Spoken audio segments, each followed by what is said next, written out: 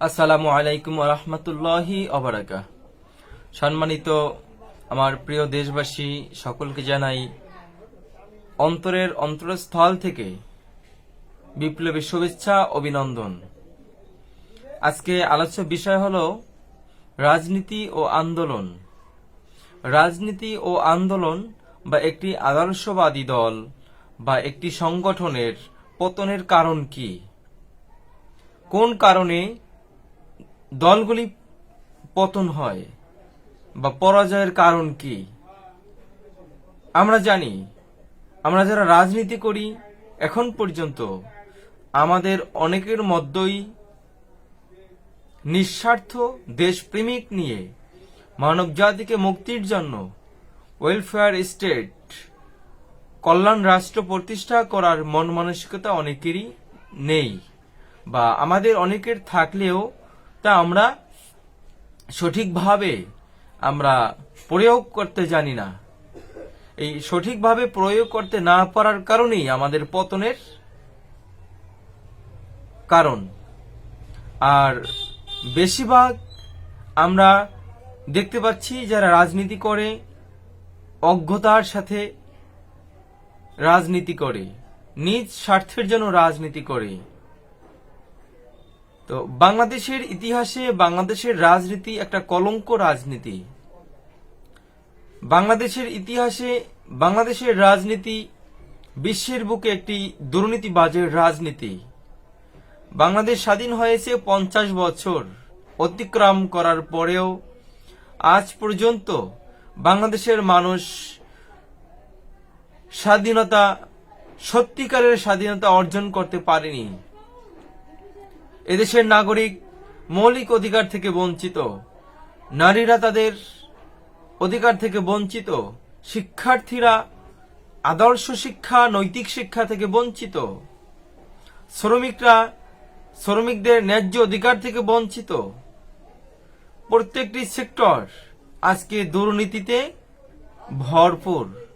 এর কারণ হলো রাষ্ট্রীয় অনিয়ম, অনৈতিকতা। রাষ্ট্রীয় অনিয়ম, অনৈতিকতার প্রধান কারণ হলো রাজনৈতিক দলগুলির নিষ্ক্রিয়তা বা দুর্নীতিবাজের আগ্রাসনের কারণে, এবং অশিক্ষা, অজ্ঞতা ও খারাপ লোকদের কারণেই এই রাজনৈতিক দলগুলি যখন ক্ষমতায় যায় তখন সেই রাষ্ট্র কখনো ভালো হতে পারে না। এবং মানুষের অধিকার প্রতিষ্ঠা করার জন্য বা মানুষের স্বাধীনতা দেওয়ার জন্য যেই ধরনের রাষ্ট্রীয় অবকাঠামো গঠন করা দরকার সেটা তারা ব্যর্থ হয়। তো একটি রাষ্ট্র সুন্দর করার জন্য বা সকল মানুষের অধিকার প্রতিষ্ঠিত করার জন্য আমাদের দরকার একটি আদর্শবাদী দল। সে আদর্শবাদী দল আমাদের দেশে বিশেষ করে কেহ মনে করেন ইসলামী দল ক্ষমতায় আসা ছাড়া এদেশ সুন্দর হতে পারে না। আবার ইসলামী দলের বাইরে যারা আছেন তারা বলেন ইসলামী দল ক্ষমতায় আসলে এদেশে শান্তি প্রতিষ্ঠিত হবে না। আসলে ইসলামী দল ক্ষমতায় আসুক, অনিসলামী দল ক্ষমতায় আসুক, এটা বিশেষ কোনো কারণ হতে পারে না। আমাদের দেশে ইসলামী সেন্টিমেন্ট নিয়ে যারা বেড়ে উঠেছেন তারা কি সত্যিকার অর্থে আমাদের দেশ এবং জাতির জন্য উপযুক্ত হিসেবে তারা কি নেতৃত্ব দিতে সক্ষমতা অর্জন করেছেন? আমরা দেখতে পাচ্ছি যে আদৌ তারা অর্জন করতে পারেনি। এবং আসেন, অনিসলামী দল বা রাজনৈতিক দলগুলি যারা আছে তারা বাংলাদেশকে সুন্দর করার জন্য, একটি ওয়েলফেয়ার স্টেট গঠন করার জন্য এখন পর্যন্ত তারা উপযুক্ততা অর্জন করতে পারেনি। আজকে যারা রাজনৈতিকভাবে নেতৃত্ব দিয়ে যাচ্ছেন আমরা দেখতে পাচ্ছি অধিকাংশ রাজনৈতিক নেতাগণ রাজনীতিকে তার কর্ম হিসেবে নিয়েছেন। রাজনীতির মাধ্যমে সে চাঁদাবাজি, টেন্ডারবাজি, সে দুর্নীতি, সে লুণ্ঠন করা, চুরি করা, ডাকাতি করা, জনগণের অধিকার হরণ করে নিজের ভোগ বিলাসে মত্ত হয়ে পড়া, এটাই আমাদের দেশের এখন বর্তমান রাজনীতি। তো এই রাজনীতিকে ফিরিয়ে নিয়ে আসার জন্য, মূলধারা রাজনীতি প্রতিষ্ঠিত করার জন্য আজ আমাদের দেশে অসংখ্য তরুণ প্রজন্ম দাঁড়িয়ে গেছে। এটা আমাদের আশার দিক।